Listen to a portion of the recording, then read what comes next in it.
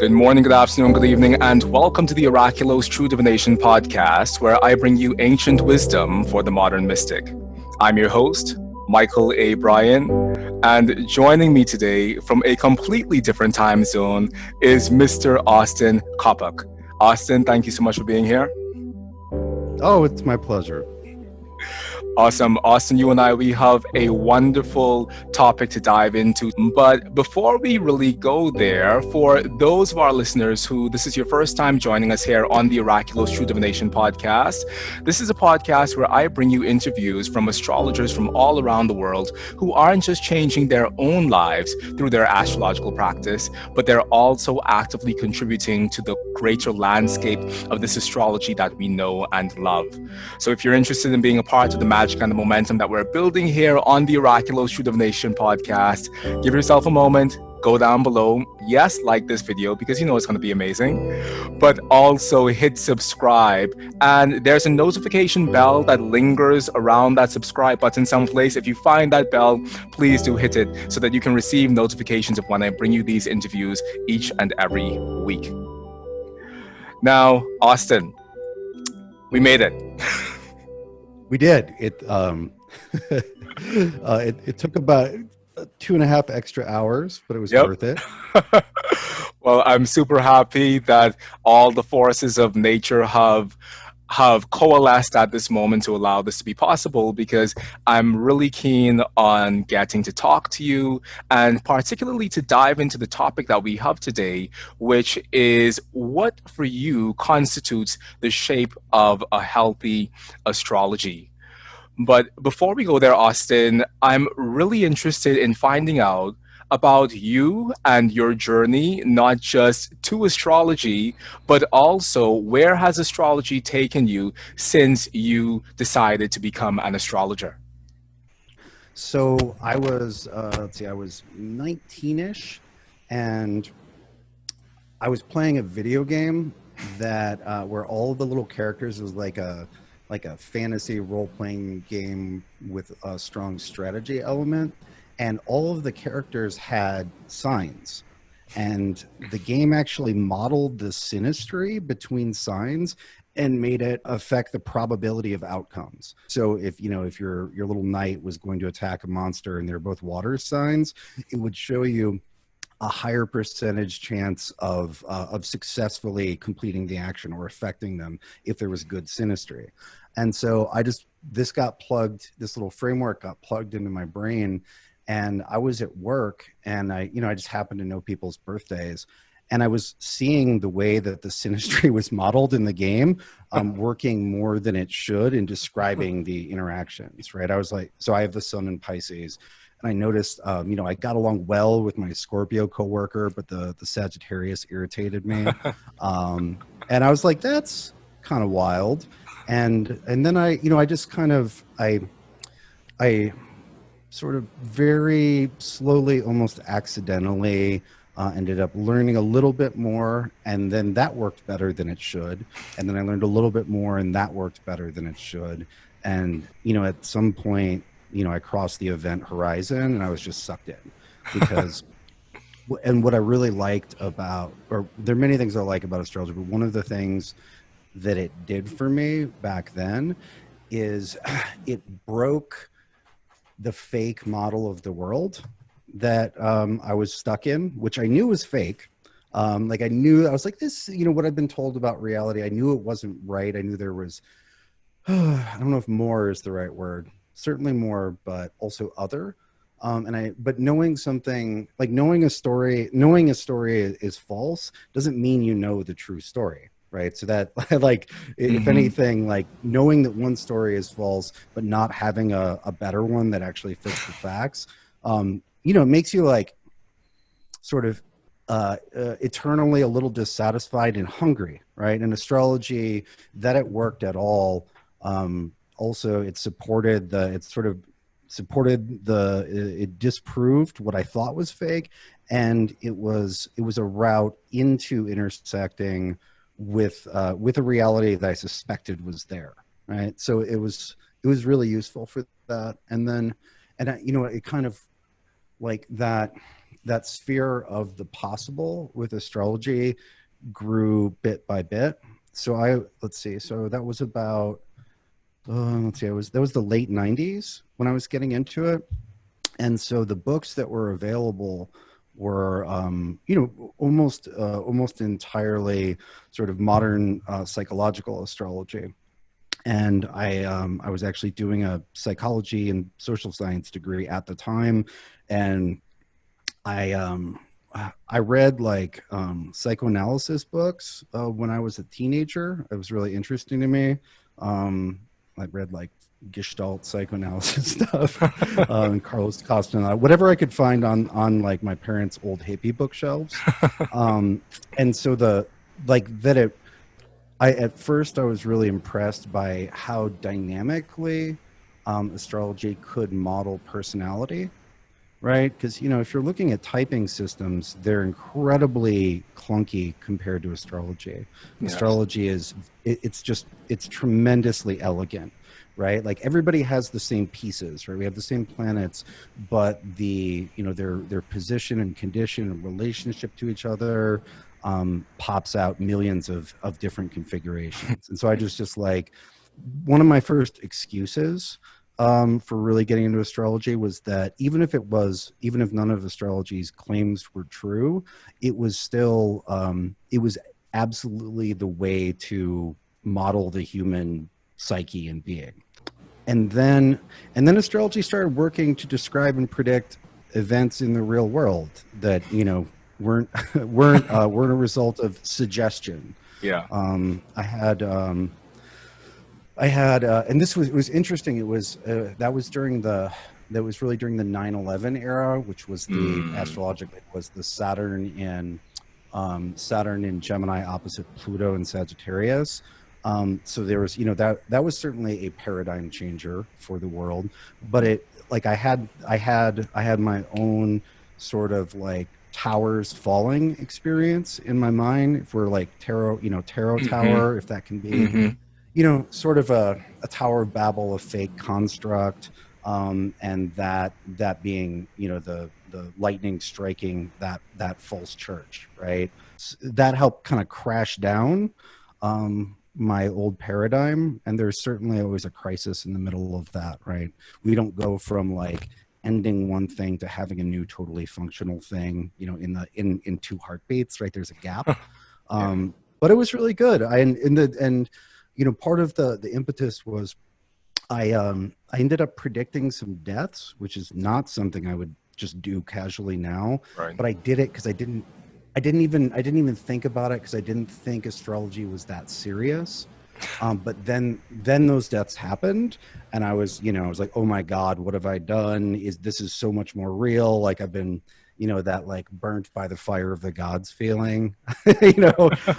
But it was really good because in some ways there's no way to underline how serious a thing is than to show that it connects with life or death, because as living beings, that feels like our ultimate consequence. Like, oh, this is life and death serious. And I was like, oh, astrology is life and death serious. I should probably think about that. And also in sort of, if I'm going to do this, I need to come into it ready to accept that astrology can say that things that impactful about my own life or other people's lives or the life of the collective. Mm-hmm. So that was sort of yeah, I would say there was an accidentally sort of there was an initiatory ordeal structure to those first 5 years, which was not something that it's not something that I signed up for knowing that that's what it would do. But it was Mm-hmm. certainly something I wanted, you know? Yeah. I in awe of the piece that you mentioned about the impossibility of astrology and how coming into astrology, that was one of the first things that you witnessed, that this thing that isn't supposed to work was here functioning outside of the realm of a virtually simulated video game, and it was functioning within your daily trafficking with your colleagues around you. And I think that it's really magical when we come into astrology in that way and we have no anticipation of it actually bearing fruit within the world, but it shows itself as it does time and time again until it fundamentally demands that we stop and really think about what's going on and think about the impossibility of what we're able to do. And I love how you brought in that concept of that initiatory period, because I think that when we're faced with the reality that something as impossible as astrology should actually work, then we are, in a sense, on a brink, or we are, in a sense, on a precipice of deciding, okay, am I going to jump fully into this field and see where it takes me, or am I going to bury my head under the sand again and go back to living life the way how we lived it before? But I think the beautiful thing about astrology is that once you've had your world, in a sense, shattered in the way that astrology does come in with this Uranian force and shatters our previous concepts of reality, there is no going back. There is no going back to sleep. There is no putting your head in the sand, because now the astrology has given you a template for seeing connections in your environment, connections within the cosmos, that it's just irresistible. Like once you, it's like the Pringles commercial. Like once you pop, the fun doesn't stop. Like you want to continue drinking from that well, because the well of astrology gives us this broader spiritual background upon which to frame our interactions and our entire lives. Right, and you were talking a little bit about the impossibility of unseeing things past a certain point, and I would also add to that the impracticality of abandoning tools that work. I did a number of little tests on the astrology where, like, because one of the things when you first get sucked into the like the vortex, right? You're past the event horizon. Is there can be it's easy to get too obsessive and thinking like everything has to be timed perfectly, et cetera, et cetera. And so to kind of pull back from that and also to test that, I stopped electing when I would do consultations for a while. I'd be like, no, it's fine if the moon's conjunct Saturn that day. And then I would like have the reading and I would be like, it would be way harder than it was supposed to be. And there would be delays. And I was like, so, okay, like once once you've gotten a grasp of like a working grasp of astrology, you can test the timing and see, and be like, okay, I'm just going to ignore that, or I'm going to literally pick a bad time. And, and then you can see, and you could do your very best to have the most amazing time anyway. And you can tell your work, you're spitting into the wind, Yeah. right? Or you're, or sometimes it can be, there's no your vessel is becalmed and you've just got to row that fucker, right? Which is like you get there, but it's a lot of work. Now, Austin, you made an analogy earlier to the tarot, and I know that one of your books, 36 Faces, deals with the 36 decans within the zodiac that have been integrated into the tarot based on the work of the Hermetic Order of the Golden Dawn. So, can you talk to us a little bit about what your relationship with tarot has been like and how you feel that's informed the greater relationship that you have to astrology? Yeah, I encountered them, and then when I was in my like first couple years of astrology, I was also getting into magic, as well as a few other things, and like a lot of people who are getting into magic in the English speaking world my age, everybody got the giant Golden Dawn brick, like the Golden Brick book, right? Yep. Because you could just get it at Barnes and Noble. Like it was freely, it was easily accessible. I just refer to it as the Golden Brick, the Golden Doorstop. But anyway, I got into that and then like related stuff, and I saw the what do we call it, a synthesis or a set of an elegant set of connections, the elegant set of connections between the Rider-Waite-Smith deck, which was generated from that whole cluster of activity, and the language of astrology. And so I thought that was really interesting. I was just in the way that the 36 pip cards are allotted to the decans is very unforced. Some of the association of the major arcana with the planets and signs is it's a little less solid. Like in many cases, there's an interesting idea there, such as the association of Mars and the Tower, but there's a lot of Mars that doesn't look like the Tower, right? Mm-hmm. And then, whereas like Aries and Emperor, like that's pretty good, Yeah. right? I particularly appreciate the angle on the sign of Cancer that the Chariot gives. Mm-hmm. It's like, what is the effect of being nurtured and protected? It's strength, right? The child, which is like taken really well care of, ends up being, a little conqueror in a good Mm-hmm. way, right? They can ride forth boldly with solid foundations. Yeah. But the decans and the 36 pip cards, I think, are a really nice match. And what I found, 15 years later, when I was doing the research for 36 Faces, was that either consciously or intuitively, there are a lot of image matches between the Rider-Waite-Smith pip cards and the decans they correspond to. Mm-hmm. And I've seen some of the good research on where those images were coming from and what Pamela Colman Smith was doing and what Waite was feeding her. And in a lot of cases, it doesn't look like she was looking at Agrippa and then using that as a template, but you have matches. Some of them are very different, but some of them are almost exactly the same. Like with the third decan of Pisces, for example, the same like happy married Yes. couple that you see framed by the rainbow. You basically see the same thing in the Astrolabium Planum, 500 years earlier. You have the addition of the cups and the rainbow, but the central image is the like happy embracing couple. Mm-hmm. But anyway, so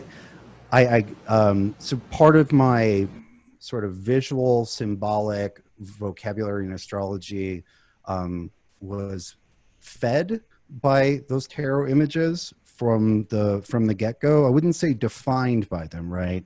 Like Cancer is not the same as the Chariot, but there's a meaningful relationship, and thinking of Cancer as the Chariot fed my understanding of Cancer. And then as far as sort of what role tarot plays in my life, tarot being like a sortilege system, it's a different kind of oracle. It's a different kind of divination than astrology. And it's better at some things and it's worse at other things. Like for some things, if I'm looking at, for example, if I want to look at the structure of an entire decade of a person's life, or if someone asks me like, oh, what does my life after retirement look like? I'm absolutely going to use astrology. I am not going to pull cards on that. It's going to be really tricky to get good information from the cards about that. But the reverse is true for a lot of situations. Like one of the things that I do, I would say a couple times a week, is when I have a meaningful decision, I'll throw cards on it. And I'm just like, okay, if I go down, what's the issue? What's going on here? And if I go down this path, what does that look like? If I go down this path, what does that look like? Because the astrology is there's a wonderfully alien intelligence to astrology that's not that how should we say, that is not nearly as opinionated as tarot. Whereas most decks, cards have an attitude and they'll mock you and they'll give you some shit. Like, there's a much more immediate, there's a much more immediate like shit giving sort of energy, which is really helpful for things. Yeah. So they're, I would say they're complementary. They're great at different things. I really find it great that you're standing in the space of defending the validity of tarot, because I think that in the 21st century, especially with the resurgence of traditional astrology, there's a lot of the astrological community that looks at tarot and that poo-poos on it because it doesn't fit within the same framework as astrology. And I've even heard people compare astrology to tarot, or try to draw some sense of a comparison between the two with the intention of saying how much better astrology is and how tarot is garbage, basically. And Hmm. and I have, when I came into astrology, I came into astrology at the same time that I came into tarot. And so I grew up with this synthesis of these two things where they both absolutely worked. And especially when you have this understanding of the tarot, which comes through the Golden Dawn tradition, which is heavily based in Hermeticism and the Kabbalah, like it works in a way that the Idiot's Guide to Tarot possibly wouldn't allow you to operate. And it works. I think that's the bottom line. And I think that when I started the True Divination podcast, the purpose of it was to create a space where tarot people and astrology people could have conversations. Because I think that today these two fields are very dichotomized, where you have the tarot people over there who don't want to learn astrology because they think it has nothing to do with their craft. And then you have the astrology people Hmm. over here who don't want to learn about the tarot because they think that the tarot is just a bunch of picture cards. But I think that there's this rich coming together of the two of them, where exactly as you say, the two of them do work, but for very different reasons. Yeah, yeah. That's interesting. Um so I've actually, I guess fortunately, encountered a lot of enthusiasm from astrology people about tarot. So this is just like I've again, I was sort of nurtured by that overlap and synthesis from those are part of my root understandings.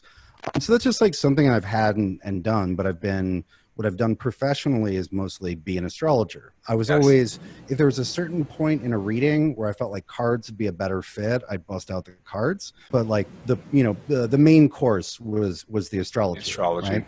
Um, but was it last year? Last year feels like a long time ago. I think it was last year. So last year, I think Kate, my wife, convinced me to like, hey, do a class on the overlap between tarot and astrology. I was like, it's in the books, it's right there. She's like, I think people would like your take on that. So I was like, sure, that'll be fun. And that class was way more popular than I thought, and people were really enthusiastic. A lot of astrologers. I would like. I know there were some people who are coming to the astrology from tarot, but my guess was it was probably like 70% of the people coming from astrology to tarot, and there was a lot of enthusiasm, and it was just not when you teach classes, like sometimes people are like, this is important to learn, I'm going to be a good student, but they're not necessarily loving it. People really seem to enjoy the tarot. I mean, the tarot's fun. Like tarot, it's literally we get to look at art the whole time, right? Whereas like when you're calculating, I don't know, tertiary progressions or doing zodiacal releasing by hand, it's not like lavishly Right. illustrated, right? It's not a visual feast. On the same note of teaching, the programs that I offer at my School of Astrology in tarot and hermeticism, the prerequisite of those programs are the students having a foundation in astrology. Because having that foundation in astrology and then entering the landscape of the Kabbalistic tarot really allows a person to glean more of the deeper interpretational pieces that we do find in some of the Golden Dawn work, in the Golden Brick, or some of the pieces that we do find in the works of Aleister Crowley.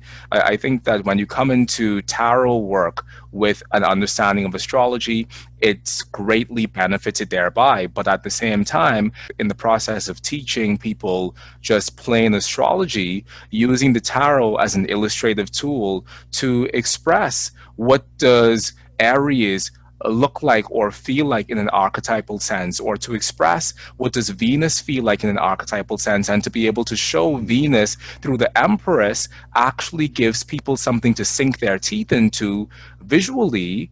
as opposed to just Hmm. trying to fill their minds with words and associations and correspondences. I think Hmm. the tarot really does this magical job of bringing to life some of these astrological concepts.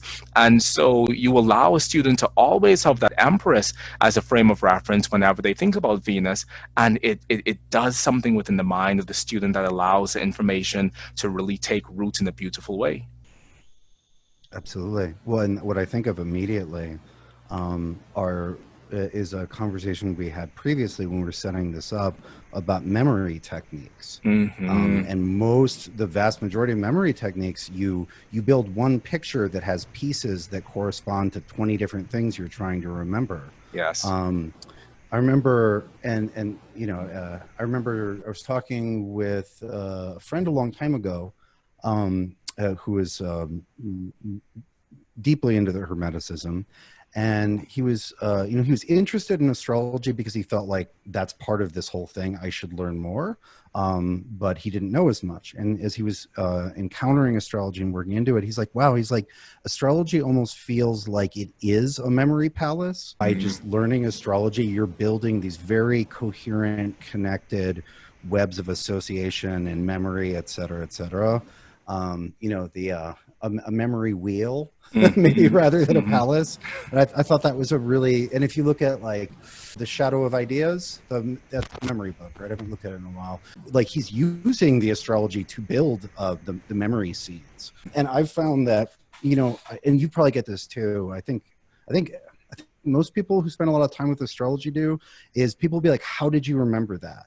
Like, how do you remember that my Mars is at 7 degrees? We looked at my chart once 7 years ago. And astrology is like it builds that into everything else, and it anchors it into the fabric of life. And it makes I think astrology improves people's memory just by practicing it. Just to jump back really quickly to one of my initial justifications for getting really into astrology was that I thought that it was fantastic mental exercise. I was like, Yes. there's so much. I was like, to do this even vaguely competently, I need to connect in my image brain with my word brain with my math brain, and I was like, that's probably good for people, right? To do something that exercises those functions, communicating smoothly and quickly, rather Mhm. than just doing words or just math or just images. I think that what you just said is complete justification for astrology to be taught in colleges and universities, because if only for that, I mean, one, astrology has this humongous precedence in history, so it serves as this vehicle of understanding history and this vehicle of historical ideas, because that's essentially one of the things that astrology does. But I think on this other level, of being able to tell a university that, hey, this program will be good because it's a wonderful tool for training the mind to get the creative mind to work with the rational mind, to have people have a better sense of pattern recognition.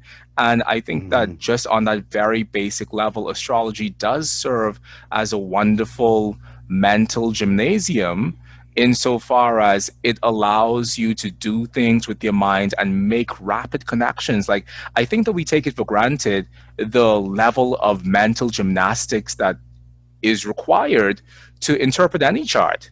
Like, we have to jump through hoops and jump over barrels, and we have to do backflips in our mind in a way that becomes automatic with time when we sit with astrology, Mm-hmm. because astrology just has that inbuilt within it. And in order to speak astrology well, we essentially have to take within us this entire corpus of information and then be able to deliver that from our mouth in a way where we're naturally creating synthesis between what on the surface may seem to be disparate parts of a person's life. Mm-hmm. Mm-hmm. Yeah, absolutely. And I will add one more thing to that. Um, my experience of, when I came into astrology late 90s, was all of was very modern astrology, right? And the I guess people are calling it the traditional revival, basically the translation of a lot of old texts, and then the working with them, seeing what the techniques do, and seeing what that actually, Benanti says this, but what does it look like, in a life, like that process of, um, I don't like the term reconstruction. It's much more, I feel like it's more like reclaiming our history, like reclaiming, we have ancestors of the body, but we also have like ancestors of our craft. And Yeah. there's a reconnection there that's not just technical. Um, but as I've fed at that trough, um, like the hungry pig I am, um, and like what I found is that although initially it seems like you're adding complexity, a lot of times once you've added what seems like another layer, it actually massively simplifies things because you know what to prioritize. And I remember just I don't know, like pouring gasoline into my brain to like be able to fully chart, right? Whereas now, like and part of this is practice, but I think a lot of it is like this reclamation of the craft's history. It's like I know what to look for. I'm like, oh, Mars in the Mhm. seventh does this 80% of the time. I will look for the things which I know can give me a different interpretation. If those are missing, then we're going to have some standard Mars in the seventh stuff at the Mhm. times when it's activated. Mhm. So it's simpler, which is pleasing to me, not only as a practitioner, but also a teacher, because it means I can help people get up and running earlier and quicker and be getting good results with less effort, right? Which is Yes. what we want. Astrology is hard enough. We don't need to make it harder. That's absolutely true. And I really love how you brought in your role as a teacher as well, because I think that it's important for us as people who teach astrology to be able to help to excel somebody's process even beyond our own. But the only way that we're able to do that is if we have been in the trenches doing the work and allowed our astrology to take a life within us so that we can help somebody to avoid some of the potholes that we ourselves find ourselves falling in within the process of learning astrology. And it's really interesting the point that you made, because I was thinking about the exact same thing this week, and I realized that in the beginning, when I was learning all of this stuff by myself, I would try to read all of the books and then try to find a way to keep all of that information in my mind, and it would just completely fade out. But now that I'm in this position where I'm teaching people how to interpret charts and how to synthesize all of these threads together, it's like that information has always been within me, and it got stored someplace. So even though in the moment of me reading those books, it was, in through one side of my brain and out through the other, at this moment when I'm forced to be in a position to guide someone through this oftentimes perilous journey of reading a chart and reading it well, I find that that information is just welling back up to the surface. And I'm like, oh, wow, I remember when I read that from that book, or wow, I know the exact author who I'm quoting right now, because all of our efforts, astrology is fundamentally accumulative, and all of our efforts, they stay with us. And in the moment that we're put in a position to translate that information to somebody else, or to give that information to somebody else, I think everything within us just falls away, and we become essentially a vessel of all of the information that we've inculcated previously. Yeah, and the way that the set of images that springs immediately to mind for me there is, seeds, trees, and fruit. You can, to a certain degree, like, reading a book is just like, I don't know, throwing a bag of seeds at your face. Um, and like, yes, those seeds like do contain the or the pattern for the unfolding of the tree and the taste of the fruit and all that, but they're not that. But the ones that stick and that grow in you over time, that take root, and that you I don't know, you water. Let's see, what would the water be? The water would be your care, right? Yeah. The care, like the emotional investment. Maybe the sunshine would be the attention that you bring to them repeatedly. um, and then, but if you do that, then And astrology is a pretty hardy plant. It can deal with some neglect. It won't be dead. It might be dormant, right? But you just start growing fruit, and I think that's true of any art skill, craft, etc., that a person really earnestly takes on. I do think astrology is special. Um, it's one of the more special things out there, but that just happens. And so one of the things, so I didn't have a teacher. It was me, reading all the books and testing things out. And I think there was like one other person that I knew who was into astrology, and we didn't get along at all. So, right. And there is something to be said for like struggling on your own, right? Yes. Like there's certain things you can learn when you don't have help that you can't learn with help. Doesn't mean that help isn't wonderful. Um, but then being put in a not being well being put in the position of teaching, but also putting myself in the position of teaching, thinking about like, okay, how can I make this easier, and knowing where there are certain pitfalls, right? Like, so I've taught sort of a basic, like a year-long basics class for, I don't know, probably done that 10, 11 times, maybe more. And one of the choke points, one of the places that that a certain percent of the students always catch is on aspects, because Hmm. aspects is a complexity ramp that just breaks it breaks whatever coherence led up to that. And so now I know that I'm ready for that and ready to assist with that, et cetera, et cetera. Another thing, just, I know this is so our topic, our like stated topic kind of includes all of astrology. So I feel like we can't get off topic, even if we're not speaking about it directly.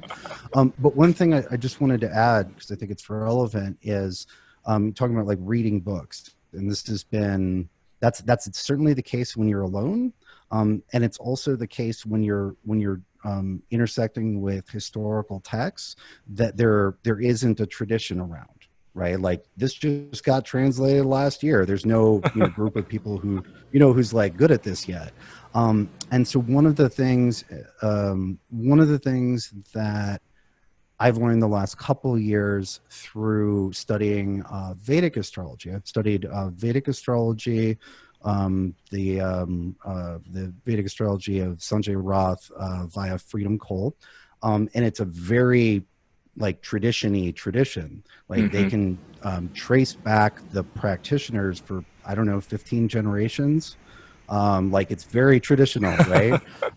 And what's interesting is they have the text that they use, right? They're like, we use Parashara for this, and then we supplement that with Jaimini. We treat Jaimini as a commentary, and Parashara is, so we have the text, but then there's the oral teaching that goes along with the text that unlocks it. And it's like, and they're some of these texts are like things that I'd read before, and I was like, okay, but then you get the accompanying oral teaching. It's like, oh, that's what to do with it. That's actually really simple. I was like puzzling at this, and that's something that we're doing whenever we're teaching. And it's also, I feel like it gets left out like that. I feel like people sometimes mistake the entirety of astrology for what we have in text, right? Like, we can assume that, if we're looking at, like, let's say, second century astrologer Vedius Valens, right?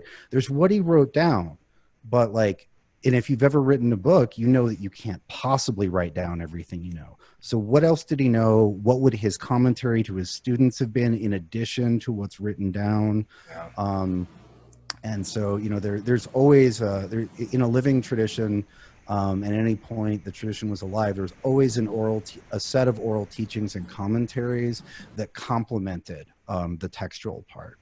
Okay, now, Austin, in the spirit of us bringing it in and getting back on topic, we're Hmm. specifically supposed to be talking about what constitutes the shape of a healthy astrology. So I, Hmm. I I want to give it over to you because when you suggested this topic, I found it completely fascinating. I want to hear from you, Austin. What do you think constitutes the shape of a healthy astrology? All right. Well, so I think that I propose this because this is something I feel like we are still in the process of discovering. Part of the textual translation movement, and then the like breathing life back into all that, is that we're getting to see what astrology has been and has done, which is a much, it's a much burlier form. There's a there are a lot more skills and muscles on it Yep. than what we thought 20 years ago, or that what we had any evidence of. And to go back to the beginning point, or my beginning point, and a lot of like late 20th century astrology, there was the late 20th century astrology, a lot of the material is very specialized in mapping the structure of the psyche, and doing some commentary on the quality of the spirit or soul, right? But like from a primarily psychological point of view. And I'm only speaking about astrology, mainstream astrology in the English speaking world, right? And then there was certainly a knowledge that like, oh, and you could predict stuff. And there were some people who could predict stuff, but that it was difficult to find some of that knowledge. And I would say a lot of the techniques were not good enough for the kind of prediction that you actually can do with astrology, or they just weren't the right techniques, or there were missing pieces. And so, if you look at the people who did predict concrete events consistently, they had to, that the level of mental work and like coming up with new techniques and really pushing the system was intense. And like I said earlier, as we're, getting the history back, we're finding like, oh, there's actually a much easier way to do this that we used to know about. And so there's this, astrology has a much greater scope. There is sometimes people encounter the predictive power and then say, oh, well, none of that psychological stuff is real. This is the real astrology. It's only used for predicting events. And what I try to communicate on the perspective I have is that, isn't it amazing that astrology can do both of these things? Yes. Like, this is actually a bigger thing than we thought.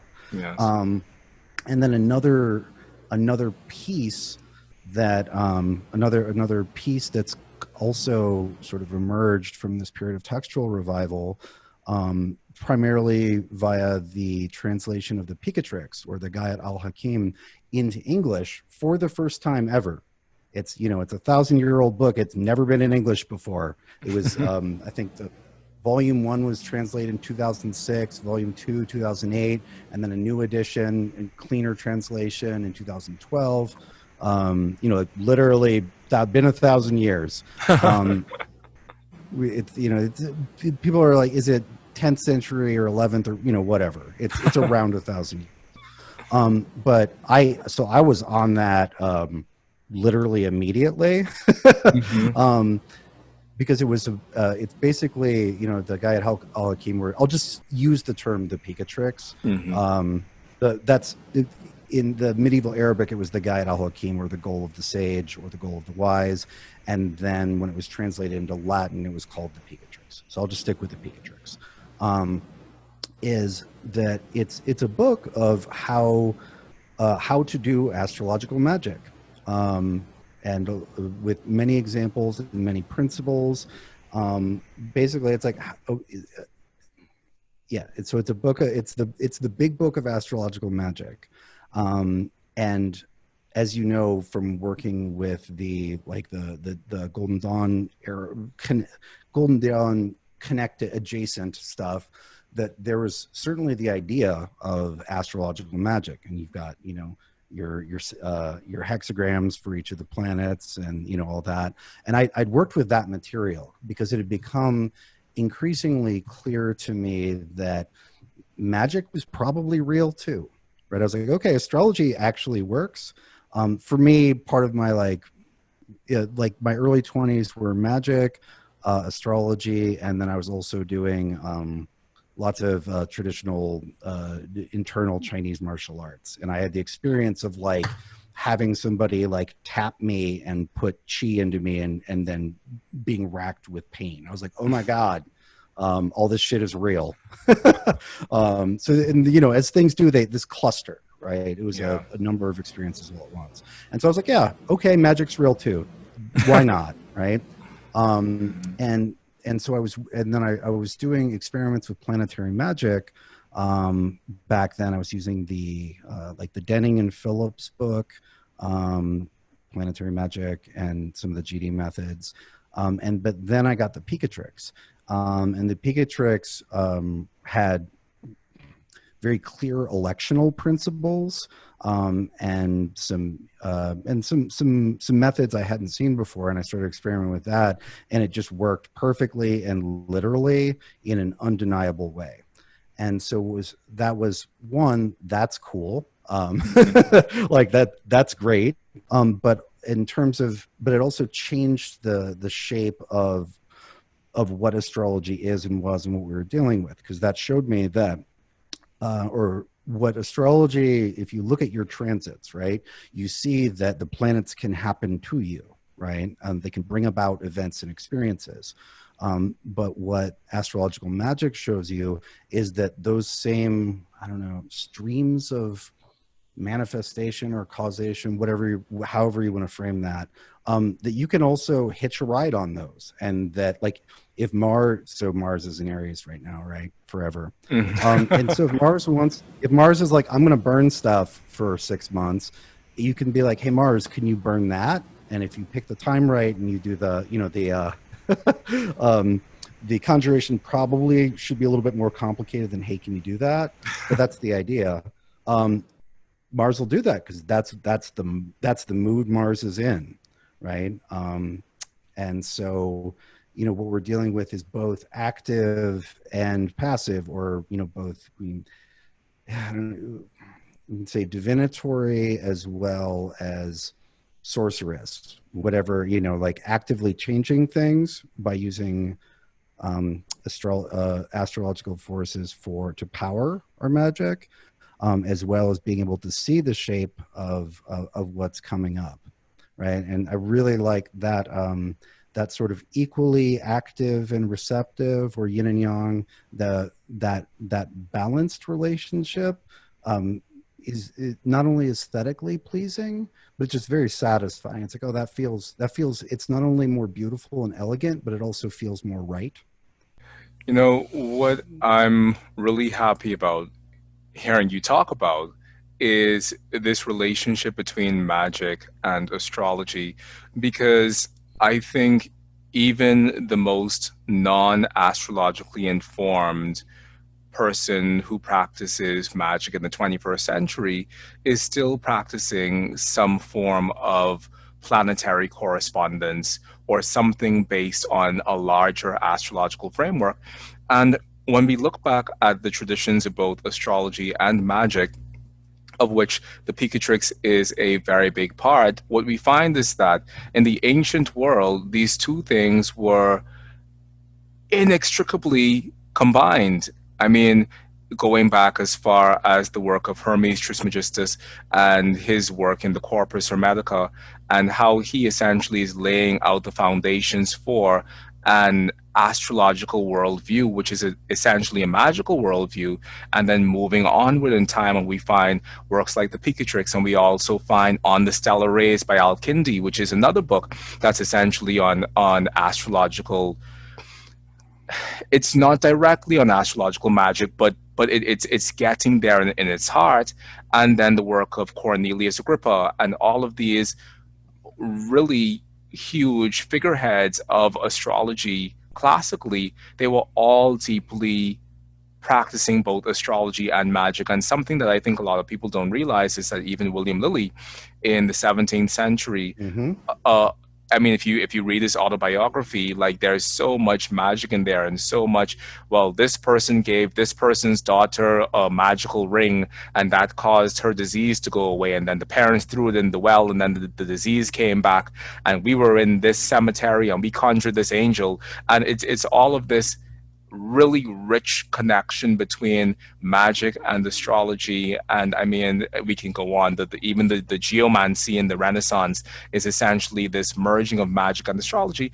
And I think it's really important that there are people in the 21st century who are bringing this back to the forefront of our consciousness, because as astrologers, we are the natural magicians of antiquity. And I think that it's really inherent within our blood and within our heritage to hold space for magic in the 21st century, even as we hold space for all of the other wonderful ways in which astrology as a holographic science can tell me about my psychology, and it can tell me about the prediction of events, and it can tell me about the stock market and all of these things. Like astrology as this Mhm. holographic structure has the ability to hold all of these things, but intrinsic to the heart of it is something that's fundamentally magical. Yeah, yeah, that's well said. I would I made a couple notes of different points I wanted to respond to. One of them is I think of how should we say, the proper uh, paradigm that holds astrology is a magical worldview. Like astrology exists within a magical universe. Um, and one like hermetic concept that was a guiding star for me for a long time was the idea that there was a hermetic trinity of arts, right? That there was astrology and theurgy and alchemy. And what I liked about that a lot was that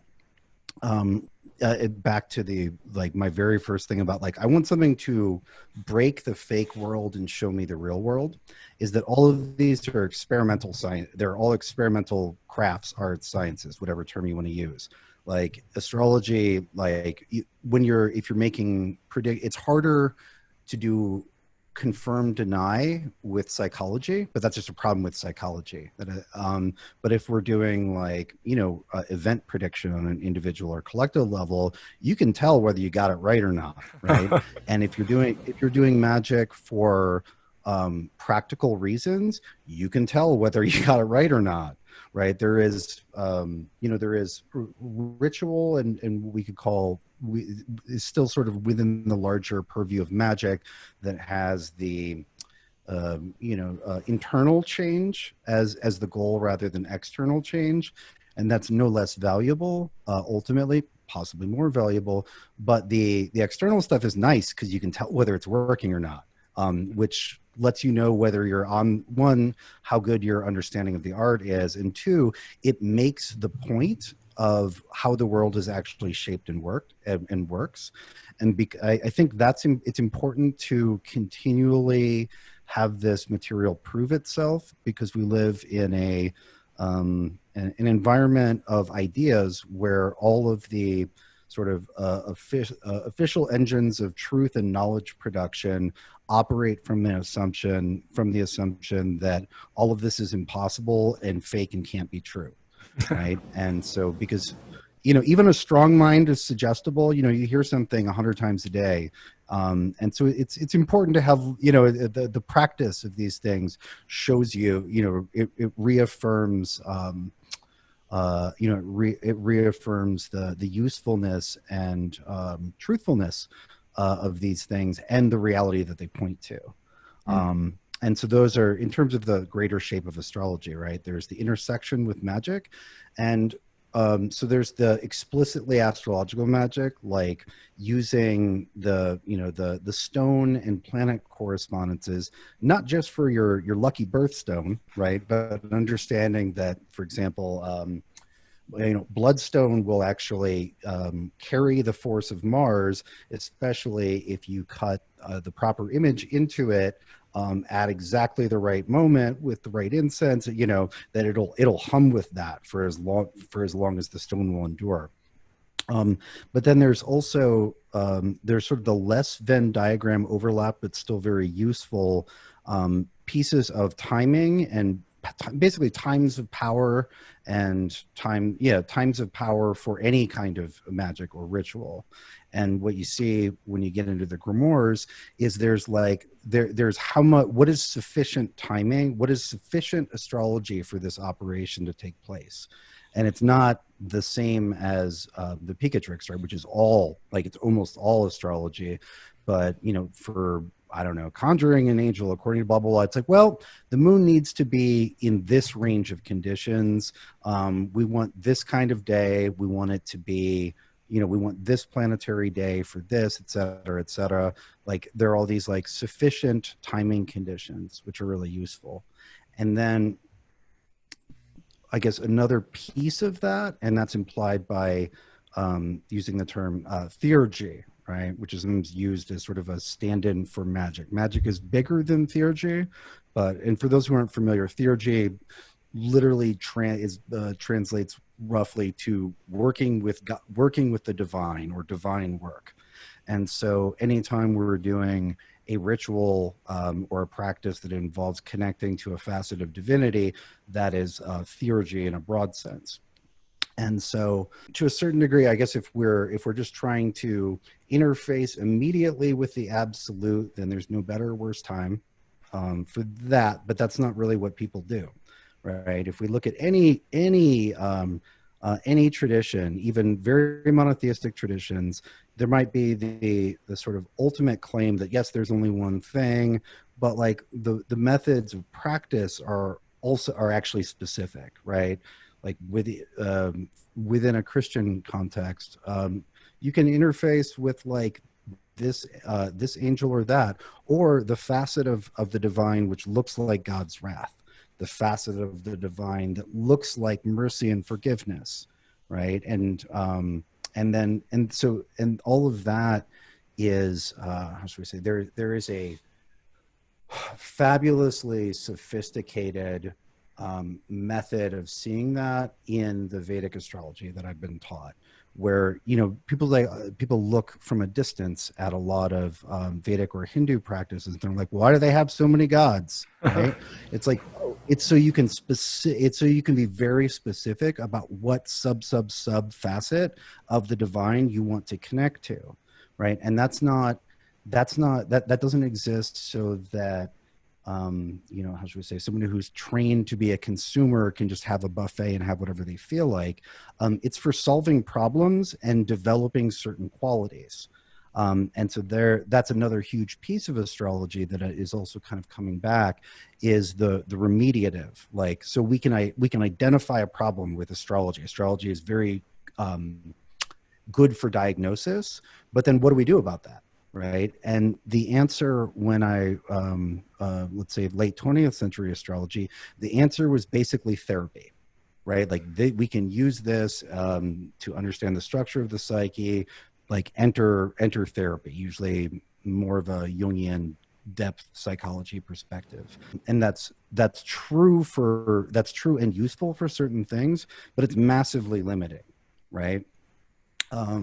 Whereas, if we know, let's say, like, let's just use Mars, right? Because Mars is hot this year. Yeah, it is. Yeah.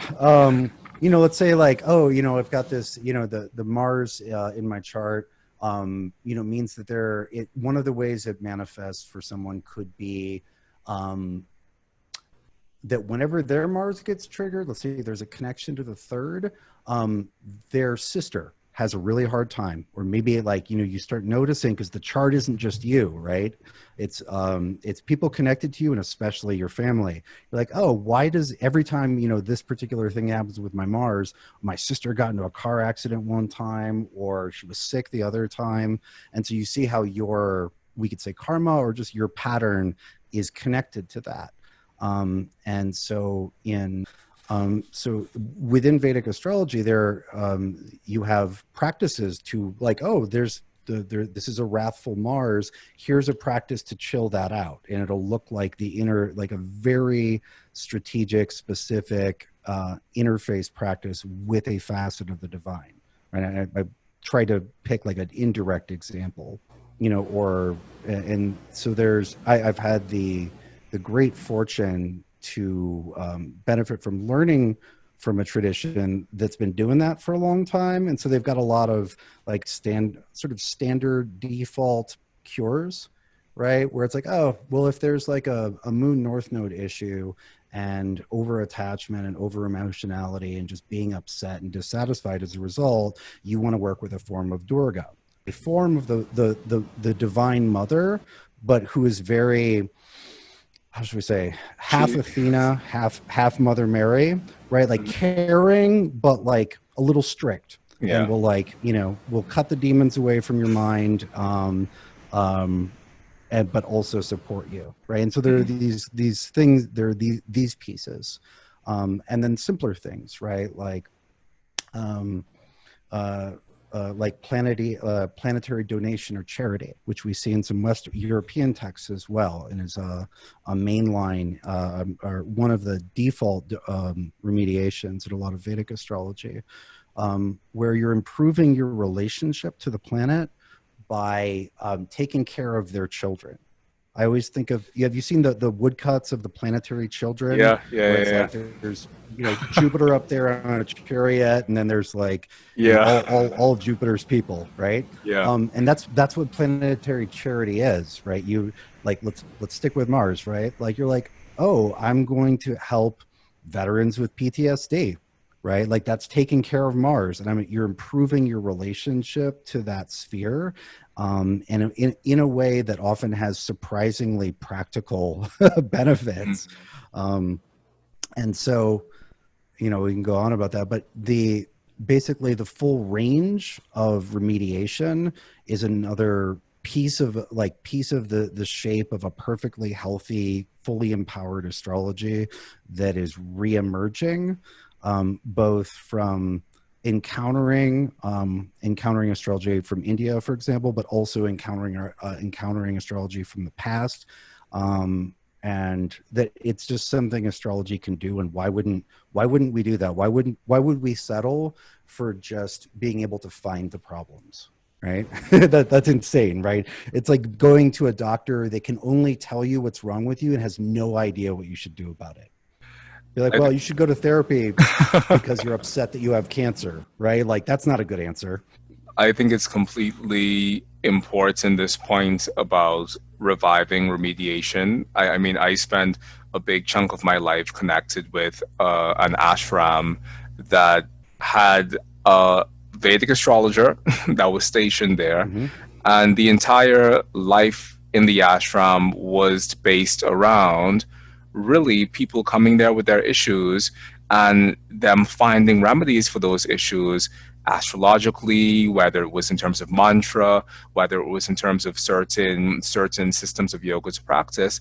And I think that India has held on to this concept of remediation in a very rich way, because even in the study of Ayurveda, you find that in Ayurveda, it's completely built around this thought of giving someone the inward experience of a living universe. And in so doing that, allowing them to take part actively in bringing themselves not just back into alignment with their own lives, but bringing themselves back into alignment with the larger cosmic life within which they live and breathe and have their being.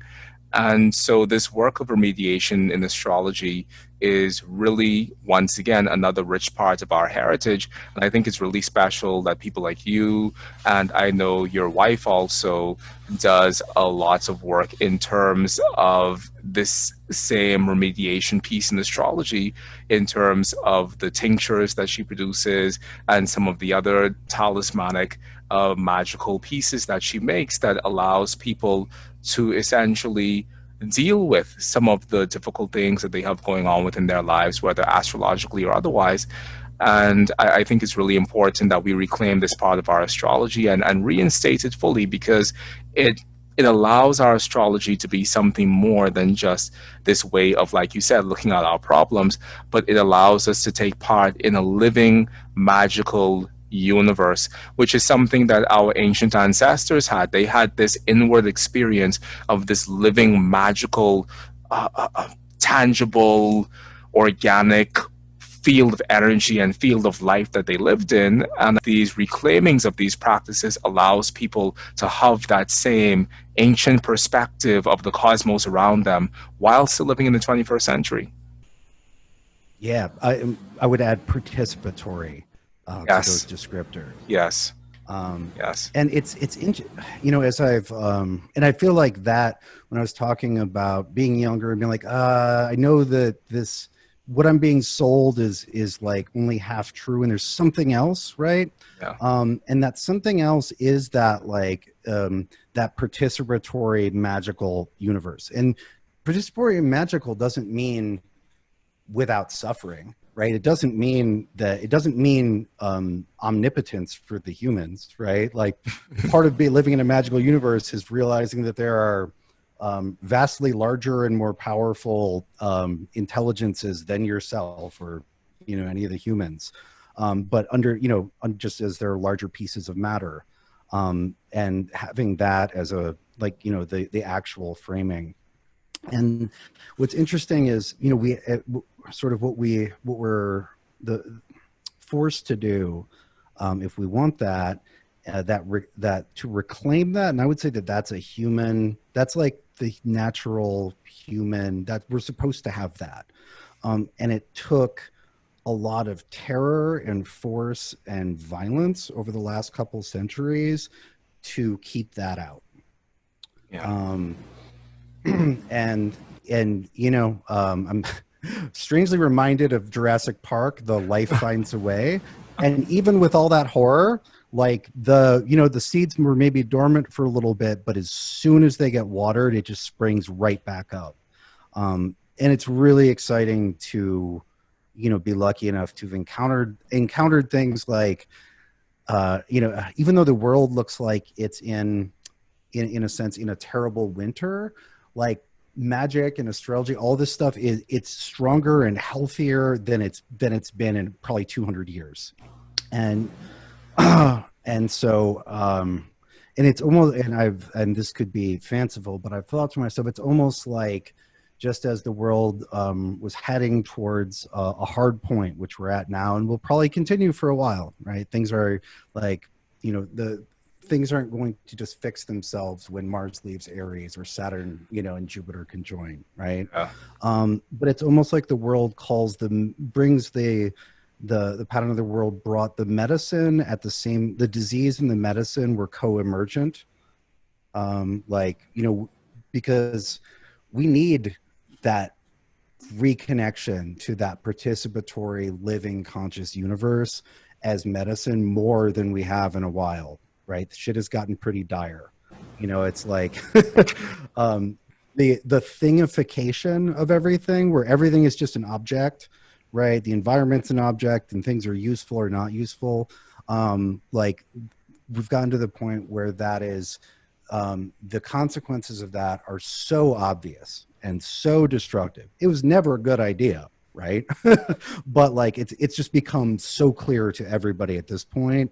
But what do we do instead, right? And we need,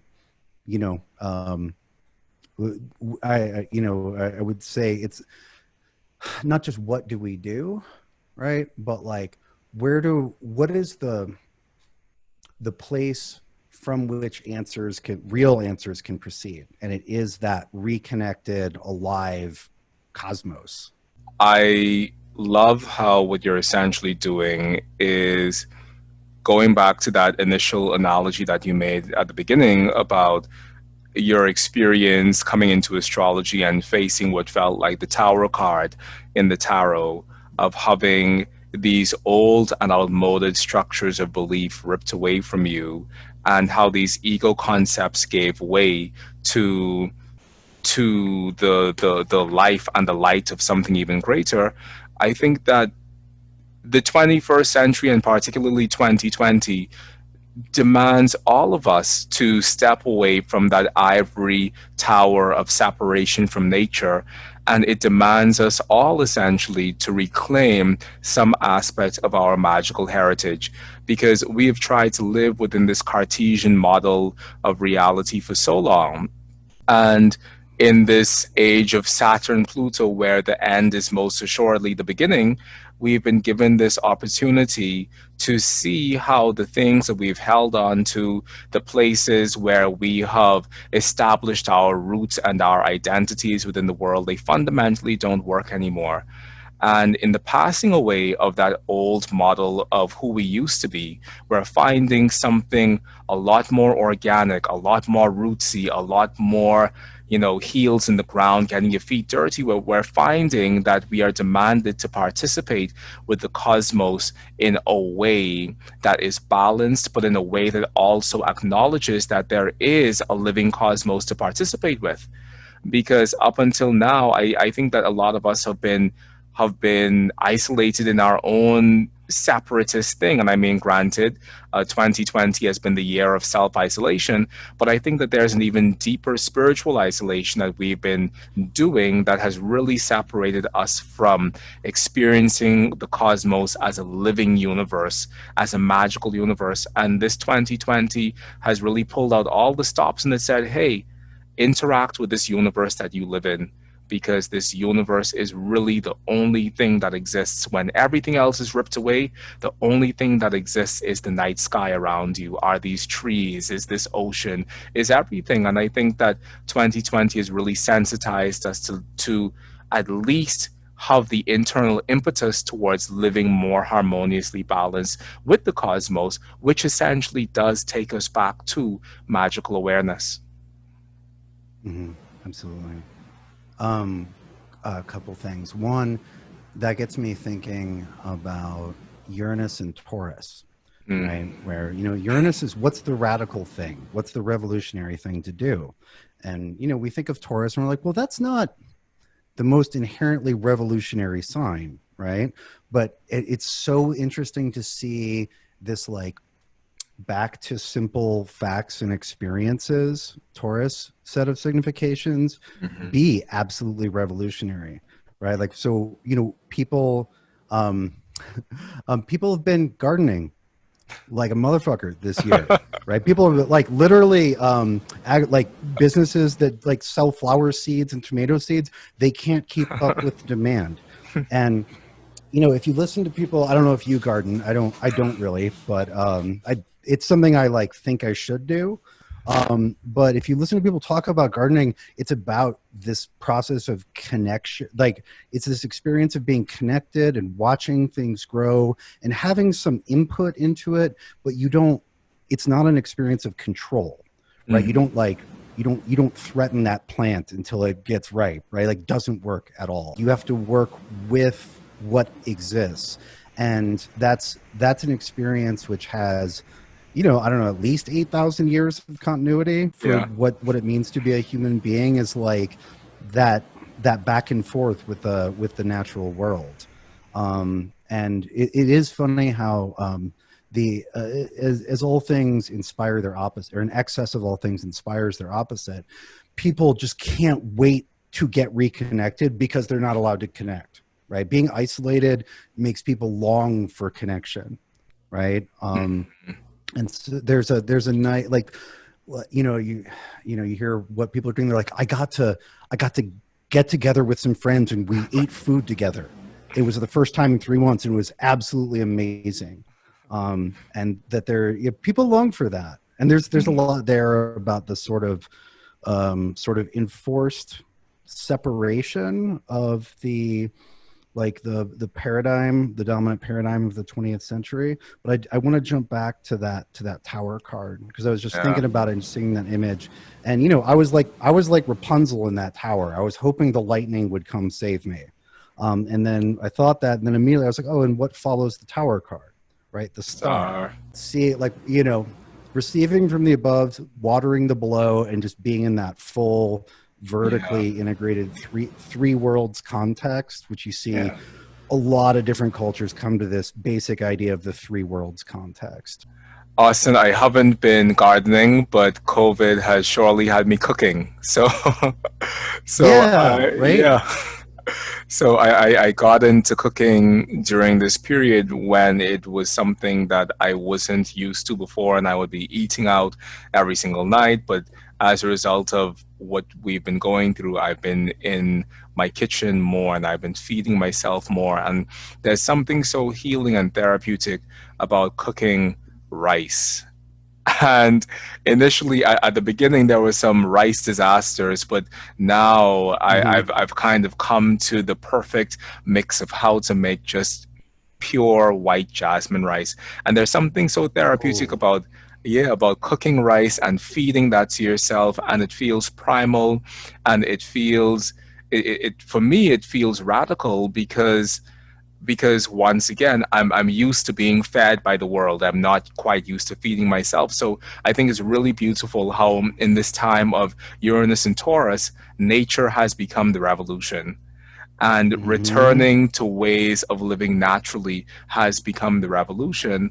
And I think with the whole Saturn and Pluto piece as well, like we are meant to crystallize this transformation and take this transformation into the 22nd century. You know, whatever changes we're making in our lives right now, however we are coming back to nature and allowing that to inform our vision of reality, we're meant to crystallize that and take that and be vehicles for that to move into the 22nd century, because otherwise we're just going to be repeating the same mistakes of our predecessors. And I think 2020 has also shed such a great light on how our predecessors made some mistakes based on their lack of consciousness, but we're not meant to carry that heritage forward into the future. So, I mean, this entire period, while it's been devastating in so many ways, it's been terribly beautiful as well. And it's driven all of us into places of finding greater contact points of beauty and genuine connection within our lives, because it's threatened so much of our ability to connect, not just with each other, but also with nature itself. And it's interesting, right? To a certain degree, the I think that anybody who's really looking at the trajectory of the world last, like, let's say 50 years, Hmm. um, took a good look at it and was like, you know what, this is unsustainable, right? This can't keep going forever. And then it would just speed up. It would take the same like unsustainable process, and every year they get a little faster, Yeah. right? Um, and it put everybody in this position of, how do I adapt on a personal level to this, deeply unsustainable system and way of thinking about things, right? Because there's the way things are done, the way they're thought about, are not separate, right? People's solutions come out of their thinking. And so, we kind of all knew this couldn't keep going forever, and or if it did, it would eventually destroy itself. And so it's interesting how 2020 was just like made that really clear really fast. You know, so in the United States, there have been these like growing problems with our institutions, education, justice, et cetera, et cetera. And everybody, like, not everybody, but like anybody who, bothered to pay attention was like, oh Hmm. yeah, there's a huge fucking problem there. And then the COVID thing has just come as a hammer, where it didn't even, it could have tapped much more likely, but because the structures were already cracked, you still would have had them fall apart. They're, deep fault lines. And in some ways, like in a stepping way back from the present and the human suffering of the present, it's like, well, maybe we needed to be told to stop, like needed like a firm hand, because things were just going to kind of keep trying to go just a little bit faster every year. Like, Yep. despite the fact that everybody knew that, everybody knew enough to know this wasn't a good idea. And that's been, just to wrap this back into astrology and the use of astrology and the full shape of astrology, there is the timing of like, oh, what's this year going to be like? But then there are also the macro cycles, right? One of the things I've been really excited about, and been talking about for years, is the Jupiter Saturn cycle, which gives us roughly 200-year eras. And this is the year that we end a 2-century time period and begin another one. And I expected that to matter. I didn't expect it to be this dramatic, When I've looked at previous cusp points between those 2 century periods, they were pretty dramatic in the past. Like one of them, like within a year, Genghis Khan is riding out, and that's going to change the world. Napoleon began his attempted conquest of Europe at the beginning of our era, at the beginning of the Earth era that we're just leaving. Right. So that's, I guess those are actually just as dramatic, though in a different way from what we're experiencing. But there's this, it's hard not to be like, yeah, but history's dramatic. Things aren't that crazy anymore. But what's funny is I gave a talk. I did like my friend and colleague Gordon White and I hosted an event in Portland last year that we called As Above, which was the companion to an event we did in Melbourne the previous year called So Below. Right, little hemisphere hermeticism wordplay. Yeah. And it was mostly sort of a like, hey, everybody, all the weirdos come together, we'll party, we'll feed you, et cetera, et cetera. And our excuse for doing this was we gave a talk. We did like an hour and a half talk to like kick off the night, but we had a giant warehouse until 2 a.m. And one of the things that like we're talking about what to talk about, and one of the things I kept coming back to and that I kind of ranted about at that time was that like we're back in history, right? Like there's this feeling for especially people in some of the more protected parts of the United States that like history was over, right? And there was literally there was a best-selling book at the end of the 90s called The End of History by Francis Fukuyama, right? And it was never going to be over, but this was really the plunge back into history where crazy shit happened. You have villains and heroes and like the full range of historical drama. And I didn't have in my mind that it would be within 6 months. It would be obvious that we were back in history, but it was very clearly just up ahead. And I wish it was slightly less up ahead. It was literally around the next bend.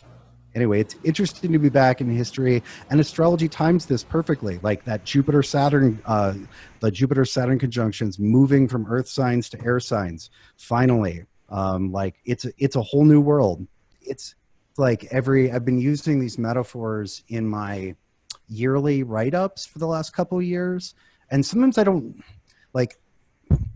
Part of me and part of my practice is extremely technical, literal, like math word nerd. But then when you do this like very linear part of astrology and all the stuff gets into your brain or your mind properly, you end up your intuition chews on it, and then you get images that you're like, I don't know, I just keep thinking of this. And so I kept thinking about this process of the astrology is this process of like arriving in a strange land and trying to build something there, and like not like being in transition and uncertain when we would arrive, and dealing with the trouble of where are we? Is this the past? Is this the future? There's like an uncertainty about it, but a need to like, I need to figure out how to live in this new place, which makes a lot more sense in retrospect than it did at the time. Austin, connecting with you today has been absolutely incredible, and I'm so happy that we got to have this conversation. And Me too. that we got to dive into this topic of what it takes to create a healthy approach to astrology, because it took us in several directions, but I think all of those were valid in terms of fleshing out this composite image of what a healthy astrology actually looks like. So I'm really deeply grateful to have connected with you. And before we leave, can you just tell our listeners how they can get in contact with you if they want to book a reading, if they want to learn from you, or if they want to find out more about your work? Okay, yeah. Let's see. So the best place is austincoppock.com. It's just my name.com. I'm not booking readings right now because I'm really trying to get a book done. And if I do readings, I'll be distracted. Yeah. I know this from practice. It's a great, readings are a great way to not write your book. Um, but I do a monthly summary of the astrology with Chris Brennan and Kelly Surtees every month in the Astrology podcast. And then I have a Patreon, and I've done different things with it. What I'm doing right now is I do an analysis of every day, and I send those out a month ahead of time. So people use that for scheduling and just kind of thinking through things in advance. And then I do like just a live chat thing once a month with the patrons as well. Let's see, my 36 Faces, which I wrote some time ago, is currently out of print. That's what I'm trying to get. I'm not just getting it back in print. I'm doing like a proper second edition, all new art. The art is so good. I'm so excited. It's taken a long time, but good things take time. Artist Grant Hanna, Liber Celestis on Twitter. We're like just about done with that, and I've got some edits. And certainly, COVID and economic collapse kind of get in the way of everything, right? So that's not exactly on schedule. It'll be done by the end of the year. Might be done a lot earlier, but it'll be done by the end of the year. It's chugging along. And then there's an anthology of essays on astrological magic that I co-edited with Daniel Schulke that called The Celestial Art, that I'm very proud of. And that is available, wherever fine books are sold on the internet. Awesome. So, Austin, I'm going to put all of that information down below. And to our viewers and listeners, please do go check out the Astrology podcast, which is facilitated by Chris Brennan. Chris and I connected recently, I think a month ago, and he is really an amazing person. And I'm so happy to be able to connect with you, Austin, and to be able to connect with him. And definitely go and check out the Astrology podcast, as well as all of Austin's other points of contact, which I will be putting down below in the description box. Austin, from the bottom of my heart, thank you very much for sharing this astrological virtual space with me. It means so much to me, and I'm so deeply grateful and honored to have been able to have spoken with you today. Oh, that's really kind. This is great. I'm really glad we pushed through the environmental difficulties. Definitely. And to our listeners and viewers out there, whether or not this is your 100th time joining us here on the Oraculos True Divination podcast, or if this is time number 1, I just want to tell you thank you so much from the bottom of my heart for coming here and sharing in this virtual astrological space with us. I've been receiving your comments, your feedback, your encouragement, but most importantly, I've been receiving your love. So if you want to continue to be a part of the magic and momentum that we're building here on the Oraculos True Divination podcast, please do, yes, like this video, but also hit the subscribe button and join the community, and also share this video with your other astrological colleagues and friends, because more people need to know that these conversations are happening within astrology. So until next time, have a wonderful one. I love you. Be well, stay safe, and talk to you soon. Bye-bye.